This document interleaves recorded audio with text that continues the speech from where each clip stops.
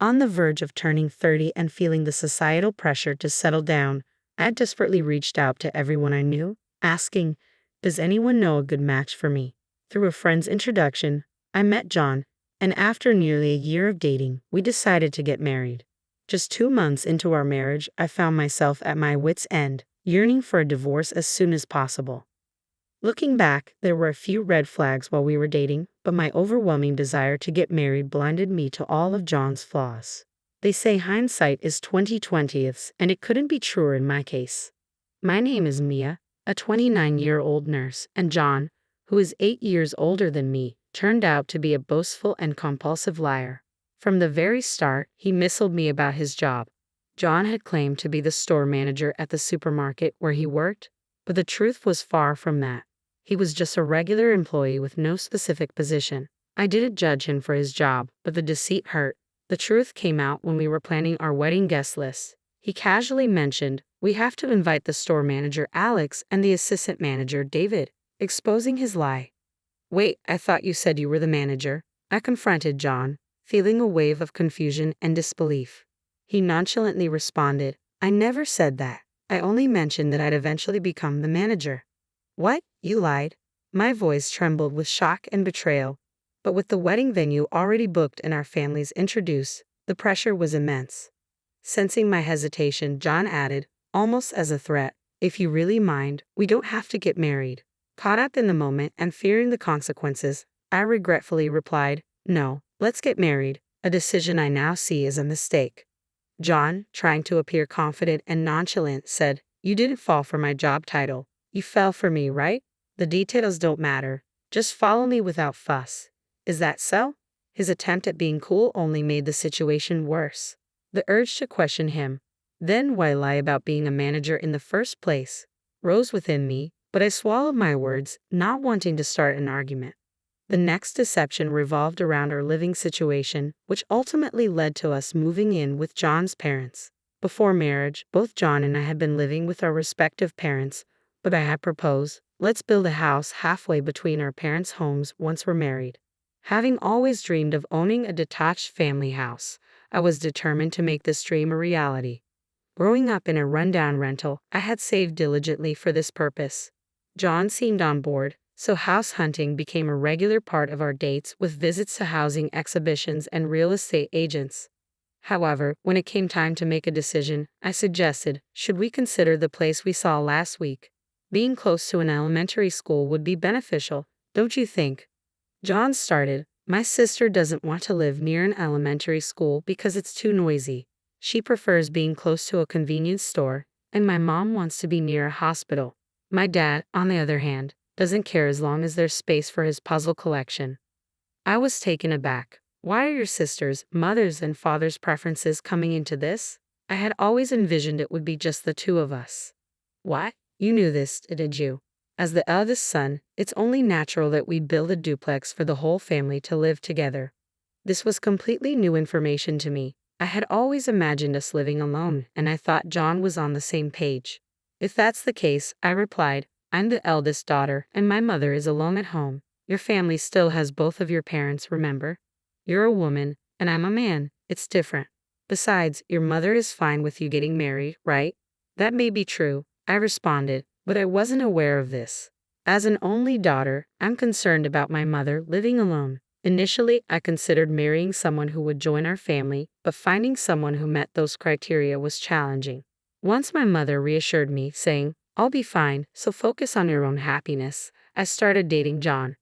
John added, "I didn't mention this before, but my sister doesn't work and my parents rely on their pension. As the eldest son, it's our responsibility to support them."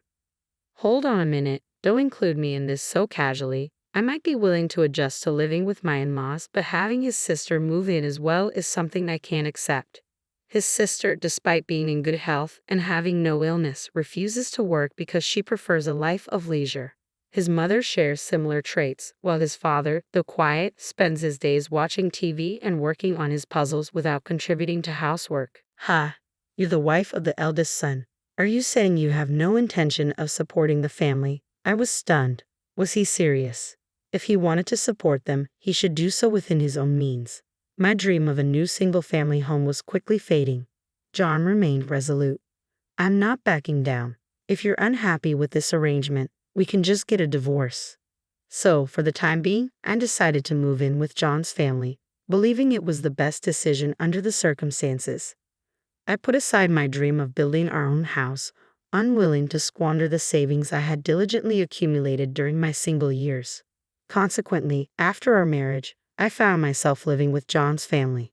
Both John and I worked different shifts, he at the supermarket and I as a nurse, including night shifts. Shortly after moving in, I was jolted awake by my mother-in-law yanking off my blanket after a night shift. Sleeping until noon is unacceptable for a daughter-in-law, she said sternly. I just got back a little while ago and have another night shift tomorrow, I replied, struggling to keep my eyes open. Stop complaining and do some housework, prepare lunch for us. What are you doing? She insisted. I quietly pushed my mother-in-law out of the room. This was no joke. I desperately needed my rest. Maya, who do you think you are? I could still hear my mother-in-law ranting from the hallway, but I chose to ignore her. I locked the door, inserted earplugs, wrapped myself in a blanket, and went back to sleep. I finally woke up around 3:00 p.m. and started tackling the housework. It struck me as odd. In this house, there are 3 other healthy adults besides me, yet I seem to be the only one expected to handle both housework and a full-time job. Just then, John came home. Hey, Mia, I heard what happened. You were home all day and didn't make lunch for my mom? Well, I was exhausted. Besides, when I'm not around, you all manage on your own, so why can't you do the same while I'm sleeping? I shot back, noticing John's parents and sister smirking behind him. What about you? Didn't you say you'd be working until tonight? I left early because my sister called with a family emergency. All this fuss just because I didn't make lunch. It's ridiculous.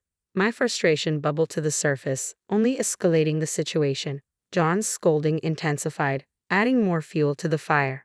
Is marriage really supposed to be this difficult for a wife? With no respite at my in-laws' home, I began making excuses to return to my mother's house on particularly tough days or during my days off. My mother welcomed me without question. I wanted a divorce, but I couldn't bring myself to say it out loud. Then the topic of moving came up at my mother's house. They need us to find a new place by next year. The rental house my mother was living in had severe leaks, and the landlord decided it would be better to demolish it rather than undertake costly repairs.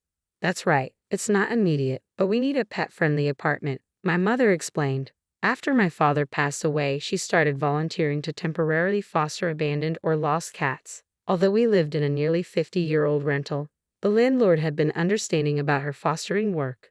Then I'll help look too, I said. It was a perfect way to occupy my time on days off, assist my mother, and indulge my interest in property hunting. It was a win-win situation. While visiting various real estate agencies, my mother sighed. A detached family house is just a pipe dream. That's when it hit me. A divorce could solve everything. A house is a lifetime investment, and I want to live with someone I truly care about. Then, as if by fate, we stumbled upon Cat Ears Construction. The sign featuring a cat picture and the banner reading "Homes for Cat Lovers" drew us in. We couldn't resist checking it out. Inside, a friendly clerk eagerly detailed their offerings, including an atrium and outdoor cages for cats. I had always thought cats were strictly indoor pets, but they offered sunrooms for sunbathing and large cages with special doors allowing safe outdoor access. We listened intently and left with a stack of brochures. As we walked out, I declared, "I'm going to get a divorce and move in with you, Mom." That came out of nowhere, my mom said, clearly surprised but choosing not to comment further. I couldn't see John, his parents, or his sister changing for the better, and I feared the mistreatment would only worsen. I was done just going along with things. By the time I got home, it was already evening. I quickly started preparing dinner and set the brochures aside in a bag on the sofa to review later. The laundry I'd done earlier was still sitting there, and the kitchen table was cluttered with the remnants of the frozen pizzas and forks my in-laws and sister-in-law had used for lunch. You're the wife. How long are you going to keep loafing around? I'm starving. Sorry about that, but your sister could have made something, you know. What? That's ridiculous. My sister-in-law was visibly upset, but I chose not to let it bother me. Soon enough, we'd be strangers anyway. Later that night, my husband came home and immediately scolded me. Hey, there's only $700 in the account for this month's expenses. I quickly fabricated a story. Oh, sorry. There was an administrative issue at work, so my salary will be delayed. All right then, make sure to deposit it as soon as you get paid, or we're getting a divorce. Sure, I replied. When we first moved in together last month, we discussed how to manage household expenses. John insisted that I contribute almost my entire salary of $2,500 while he would only contribute $700, keeping the rest for himself. I couldn't agree to that, so I insisted on equal contributions. As a result, I've only been depositing $700 for the past 2 months. I consulted a lawyer, prepared for divorce, sorted through my belongings, and stayed busy with work and organizing my parents' home. John, who typically had different days off, had recently started spending more time out with his parents and occasionally his sister. I found it unusual but convenient. One day, John announced, "I've bought a new duplex. We're signing the mortgage next Monday. Just so you know, if you oppose this, we'll be getting a divorce." He even handed me the divorce papers with a surprising level of consideration. A house? What are you talking about? You remember those housing brochures you brought home? I went with a different major builder, but it's still based on what you wanted. You'll need to use all your savings for this. Indeed, we had discussed saving for a home during our property search. Can I see those divorce papers, please? I asked, my mind spinning with shock, but realizing this was actually a chance I had been waiting for. I took the papers from him, skimming through them and noting they were already filled out. I had to suppress a laugh. John was unaware of my own preparations for divorce, so he thought threatening me with this would force me to comply. Fearing divorce was a thing of the past. Now, I was eager to finalize it. I completed the divorce papers and submitted them first thing the next morning. Since I hadn't brought any large items like furniture and been gradually moving my belongings out, leaving was relatively easy. I headed straight back to my mom's house. Despite John's persistent calls and emails that night, I chose to ignore them all. A few days later, my ex-husband showed up at my parents' home with his parents and sister, all visibly fuming. "Hey, what's going on? Why aren't you coming home?" he demanded. "I simply filed for divorce after receiving the divorce papers," I replied nonchalantly.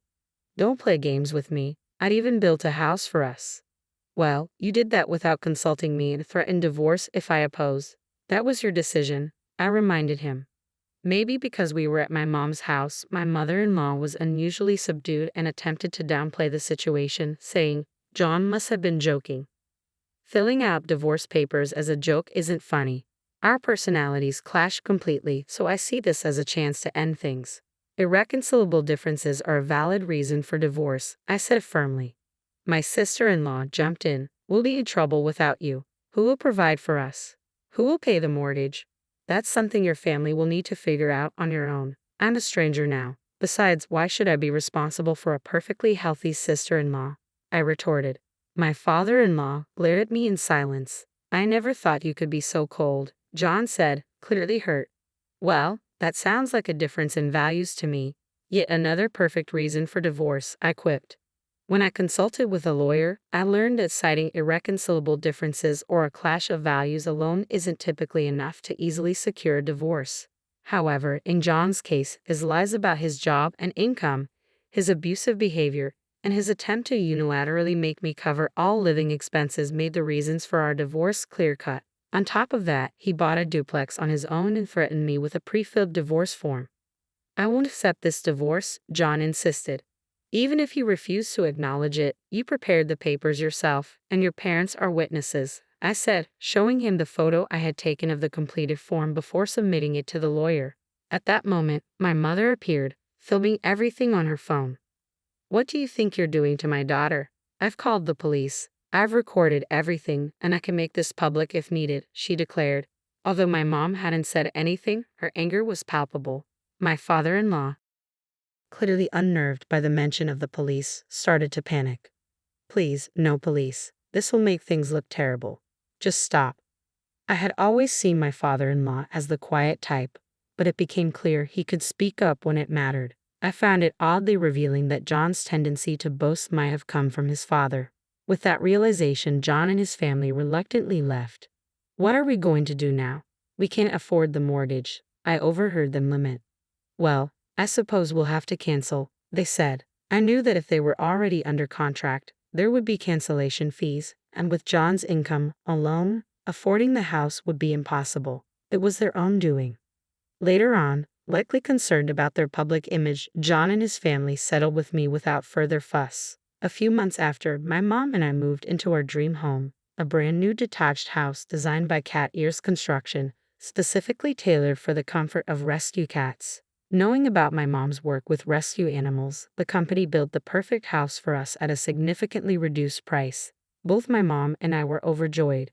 Though I might have rushed into marriage and made a major mistake, I now realize that without that experience, I might never have considered building this home. Watching the cats enjoy the sun and settle in comfortably, I couldn't help but feel that everything had turned out for the best.